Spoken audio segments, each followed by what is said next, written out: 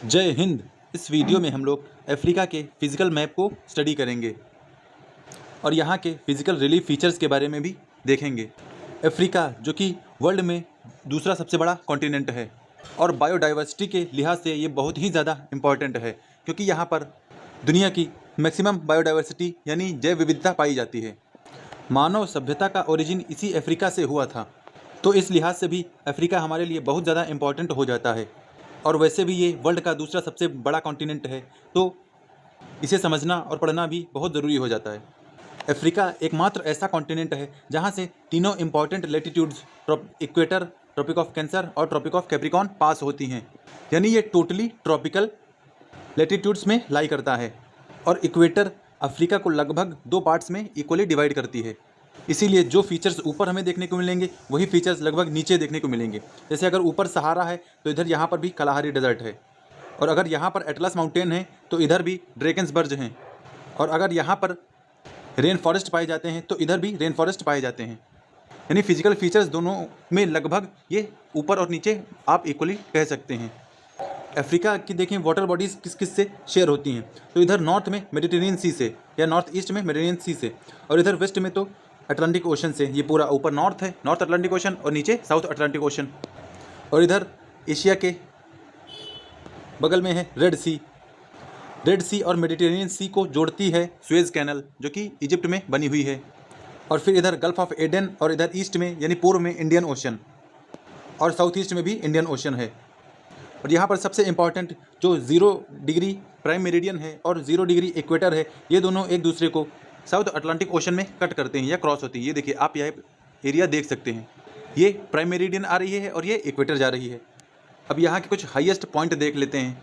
यहाँ का सबसे हाईएस्ट पीक है माउंट किलिमंजारो, यानी सबसे ऊंची चोटी है, सबसे ऊंचा बिंदु यहाँ का है माउंट किलिमंजारो, जो कि है 5895 मीटर, यानी लगभग 6000 मीटर के आसपास है ये।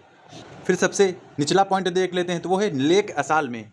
लेक असाल में सबसे निचला पॉइंट है 156 मीटर सी लेवल से नीचे, यानी सबसे लोवेस्ट पॉइंट है 156 मीटर पे, और सबसे हाईएस्ट पॉइंट है लगभग 6000 मीटर पे। फिर यहाँ की सबसे लंबी रिवर है नाइल रिवर। यहाँ की नहीं, ये पूरे वर्ल्ड की सबसे लंबी रिवर है। नाइल रिवर का ओरिजिन लेक विक्टोरिया से होता है, और ये जाके मेडिटेरेनियन सी में अपना पानी छोड़ देते हैं, या इसका माउथ या इसका मुहाना मेडिटेरेनियन सी में यानी भूमध्य सागर में गिरता है। और पहले इसका नाम सिर्फ नाइल नहीं होता है, पहले इसका नाम वाइट नाइल, इधर से वाइट नाइल निकलती है और इधर से ब्लू नाइल निकलती है लेक तना से। यानी वाइट नाइल निकलती है लेक विक्टोरिया से और ब्लू नाइल निकलती है लेक तना से, और ये दोनों आप जाके खार्तूम में मिल जाती हैं, सूडान के। और जब यहाँ मिल जाती हैं तब इसका नाम नाइल पड़ता है, और ये पूरे इजिप्ट को पानी देती हैं। इसीलिए इजिप्ट को गिफ्ट ऑफ द नाइल भी कहा जाता है। यानी अगर नाइल ना हो तो इजिप्ट की जनता सर्वाइव नहीं कर पाएगी। फिर यहाँ का सबसे बड़ा आइलैंड देखते हैं, तो है मेडागास्कर, जो कि इंडियन ओशन में है, और ये एक कंट्री भी है। मेडागास्कर मेन लैंड से सेपरेट होता है मोज़ेम्बिक चैनल से। और यहाँ की सबसे बड़ी लेक है यानी झील है लेक विक्टोरिया झील। ये सुपीरियर के बाद सबसे बड़ी लेक है, यानी सुपीरियर के बाद दूसरी सबसे बड़ी लेक है लेक विक्टोरिया। फिर आते हैं यहाँ के कुछ फिजिकल फीचर्स पे। जैसे यहाँ पर आपको एटलस माउंटेन दिख रहा होगा, तो जैसे इधर एटलस माउंटेन है तो इधर भी ड्रैकेंसबर्ग माउंटेन है। और वर्ल्ड का सबसे बड़ा डेजर्ट यानी सबसे बड़ा सूखा डेजर्ट, अच्छा सूखा और हॉट डेजर्ट इसे कहते हैं, यानी सहारा दुनिया का सबसे बड़ा हॉट और सूखा डेजर्ट है। क्योंकि डेजर्ट भी दो टाइप के होते हैं, एक हॉट और एक कोल्ड डेजर्ट। तो कोल्ड डेजर्ट सबसे बड़ा है अंटार्कटिका, क्योंकि वहाँ पर बर्फ़ ही बर्फ़ है, और दूसरा कोल्ड डेजर्ट है आर्कटिक, और तीसरा सबसे बड़ा डेजर्ट ये है सहारा, यानी ये सबसे गर्म और शुष्क मरुस्थल है। तो जैसे ऊपर सहारा है उसी तरह इधर कालाहारी डेजर्ट है, यहाँ का दूसरा सबसे बड़ा डेजर्ट।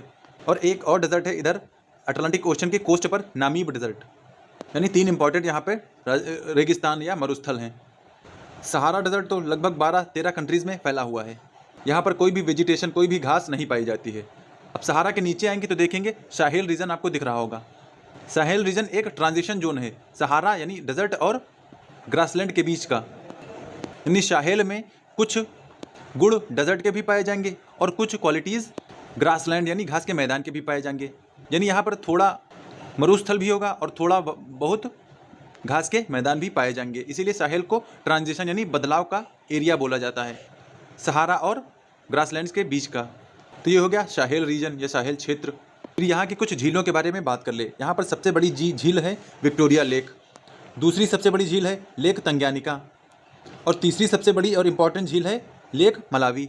और वैसे तो नसीर और वोल्टा भी यहाँ की कुछ इंपॉर्टेंट झीलें हैं। इन सबसे बड़ी झीलों में से यही तीन हैं, विक्टोरिया, तंग्यानिका और मलावी। अब यहाँ की कुछ इंपॉर्टेंट रिवर्स के बारे में देख लिया जाए तो नाइल जो कि सबसे बड़ी रिवर है यहाँ पर, और दूसरी सबसे बड़ी रिवर है कॉन्गो। और कॉन्गो इसलिए भी इम्पॉर्टेंट हो जाती है क्योंकि कॉन्गो इक्वेटर को 2 बार क्रॉस करती है और इसका भी कैचमेंट एरिया काफ़ी बड़ा है। और तीसरी यहाँ की सबसे बड़ी रिवर है लेक जम्बेजी, रिवर जम्बेजी यानी जम्बेजी नदी। एक और इम्पॉर्टेंट नदी है यहाँ पर नाइजर। और यहाँ का बहुत ही इम्पॉर्टेंट फीचर है रिफ्ट वैली। रिफ्ट वैली यानी भ्रंश घाटी।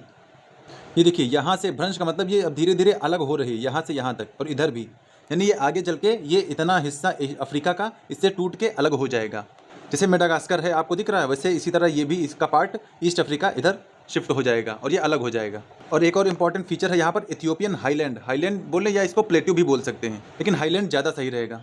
यानी ये टोटली हॉर्न ऑफ अफ्रीका में लाई करता है। हॉर्न ऑफ अफ्रीका हम लोग पहले पढ़ चुके हैं, जिसमें 4 कंट्रीज़ आती हैं, सोमालिया, इथियोपिया, एरिट्रिया और जिबूती, जिन्हें हम लोग सीड के अब्रिविएशन से याद कर सकते हैं। सोमालिया, इथियोपिया, एरिट्रिया और जिबूती। जिबूती डी से शुरू होता है। तो इथियोपियन हाईलैंड पूरे हॉर्न ऑफ अफ्रीका में फैला हुआ है। और फिर यहाँ पर कुछ प्लेट्यू भी हैं, जैसे कटंगा प्लेट्यू, बाई प्लेट्यू और हुइला प्लेट्यू। अच्छा, अफ्रीका में एक यहाँ पर साउथ अफ्रीका में एक पॉइंट है केप ऑफ गुड होप। आपने इसके बारे में सुना होगा कि जब अंग्रेज़ लोग इस रास्ते से यहाँ पर आए थे तो वो यहीं पर रुके थे और फिर यहाँ से जाके वो आगे जाके फिर इंडिया गए थे, तो इसीलिए इसे केप ऑफ गुड होप नाम दिया जाए। अच्छा, केप क्या होता है? तो केप और पेनिनसुला में इतना ही डिफरेंस है कि पेनिनसुला और केप में इतना ही डिफरेंस है कि पेनिनसुला बड़ा एरिया होता है जो कि तीनों ओर से पानी से घिरा होता है, और केप छोटा एरिया होता है जो तीनों तरफ से पानी से घिरा होता है। और यहाँ पर घास के मैदान भी पाए जाते हैं, जिन्हें सवाना बोलते हैं। यानी ट्रॉपिकल में जो घास के मैदान होते हैं उन्हें सवाना ग्रासलैंड बोला जाता है। तो ये यहाँ से लेकर Nigeria, Cameroon, Central African Republic से कॉन्गो, तंजानिया, अंगोला से पूरी तरह फैले हुए हैं सवाना के ग्रासलैंड यानी घास के मैदान। और यहाँ पर तंजानिया में एक जंजीबार आइलैंड है जो फेमस है लौंग के कल्टीवेशन के लिए, यानी क्लोव्स के कल्टीवेशन के लिए जंजीबार आइलैंड काफ़ी फेमस है। यहाँ पर 2 इम्पॉर्टेंट वाटरफॉल हैं यानी जलप्रपात, एक तो विक्टोरिया जलप्रपात वाटरफॉल और एक स्टैनले वाटरफॉल। बायोडाइवर्सिटी के लिहाज से अफ्रीका बहुत ही ज़्यादा इम्पॉर्टेंट कॉन्टिनेंट है।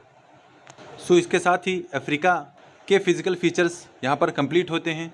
वीडियो अच्छा लगा हो तो लाइक करें और चैनल को सब्सक्राइब करें अगर आप ऐसी ही इन्फॉर्मेटिव वीडियो पाना चाहते हैं तो। बाकी वीडियो कैसा लगा बताइएगा और मैप से रिवीजन करते रहिएगा। तो पढ़ते रहें और बढ़ते रहें। वीडियो देखने के लिए धन्यवाद।